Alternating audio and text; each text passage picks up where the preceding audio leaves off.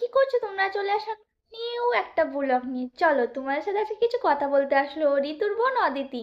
তোমরা তো সবাই চেনো ঋতুর বোন অদিতিকে। তো তোমরা জানি ফার্স্ট থেকেই চেনো আমাকে। তো তোমরা জানো তো কালকে যে শেয়ার করেছিলাম যে আমার দিদির শরীরটা ভালো না, যে শুয়ে পড়েছে, তোমাদের আজকে একটা শেয়ার করি। একটা ফ্যান্টাস্টিক কথা, মানে আমার দিদি রাত 10টা বাজার আগে কিন্তু শুয়ে পড়ে ডেলি। মানে রাত 10টা না, 10টা বাজার আগে বলবো না, মানে 11টায় শোয়, কোনো সময় 10টায় শোয়, আবার কোনো দিন হয়তো বেশিরভাগ 10টা 11টার মধ্যে ঘুমিয়ে পড়ে। কোনোদিন সারা রাতও জেগে থাকে।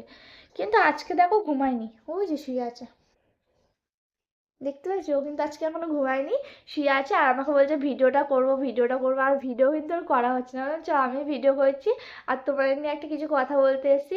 তো জানো তো কয়দিন পরে পৌষ সংক্রান্তি বলে, তো পৌষ সংক্রান্তি, তো খুব ওই দিন মানে সুরাটে আগেরবার ছিলাম, যে তো খুব মজা হয়েছিল। উদানের দিন ওখানে উদান বলে সবাই, প্রচুর মজা হয়েছিল।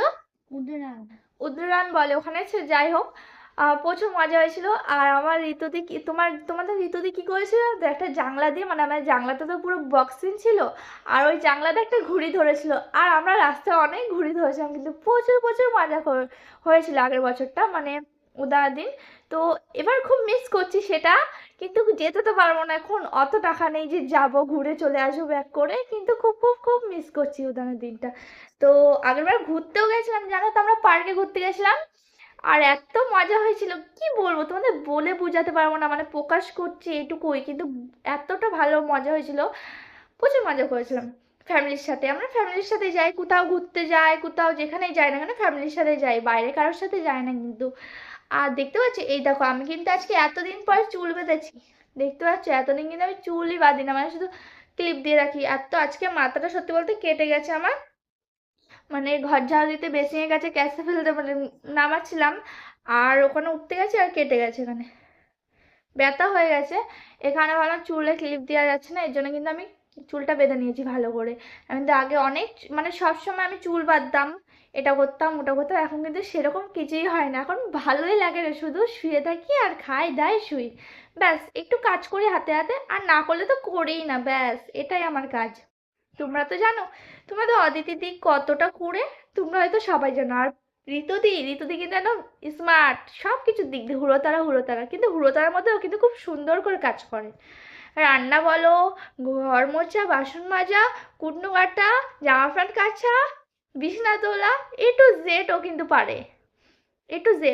কিন্তু আমি রান্নাটা পারি না, বাট সব কিছু আমি পারি। আমি রান্নাটা এখনো শিখিনি, শিখবো। আর এমনি কিন্তু আমি সব কিছু পারি, কিন্তু হুড়োতাড়া করে আমার দ্বারা হবে না, আমি আস্তে আস্তে করবো, গুছি করবো। আর হুড়োতাড়ার মতো গুছি করে, খুব সুন্দর করে। তোমার সাথে একদিন শেয়ার করবো যে কে কতটা মানে ঘরটা গুছাবে, একদিন ঋতুদি গুছাবে, একদিন আমি গুছাবো। তো তোমরাই বুঝতে পারবে ঋতুদি কত স্পিডে করে, আমি কত আস্তে আস্তে করি। আমার মা বলে যে তুই এত আস্তে আস্তে করিস আর ঋতুদি তাড়াতাড়ি করে, সবাই কিন্তু ঋতুদিকেই মানে বলে হুড়োতাড়া করে করে। আর ওর রান্নাটা হুড়োতাড়া করে করলেও এতটা টেস্টি হয়, মনে মনে হয় বাইরের রেস্টুরেন্টেও মানে এতটা টেস্টি হয় না, সত্যি নিজের দিদি বলে বলছি না, তোমরা হয়তো ভাববে যে নিজের দিদি বলে এতটা বলছো অদিতি, না আমার নিজের দিদি বলে একদম বলছি না, যেটা সত্যি সেটা। কারোর খাবার আমার যদি ভালো লাগে খেয়ে, আমি ডাইরেক্ট বলে দিই ভালো লেগেছে, আর যদি খারাপ লাগে আমি ডাইরেক্ট মুখেও বলে দিই ভালো লাগেনি। কার খারাপ লাগলো ভালো লাগলো কথাটা আমি জানি না, বাট ডাইরেক্ট আমি বলে দিই এটাই। তোমরা আমাকে কে কে রান্না করে খাওয়াবে কমেন্ট করে জানাও তো, তোমাদের বাড়ি গেলে কে কে আমাকে রান্না করে খাওয়াবে কমেন্ট করে জানিয়ে যাও, কমেন্ট করতে কিন্তু ভুলবে না। চলো অনেকক্ষণ নেই তো গল্প হলো, আবার কালকের ব্লগে দেখা হচ্ছে গল্প করার জন্য। চলো ভিডিওটা এখানে শেষ করছি, নেক্সট ব্লগে আবার আসছি, ততক্ষণ তোমরা ভালো থেকো এবং সুস্থ থেকো।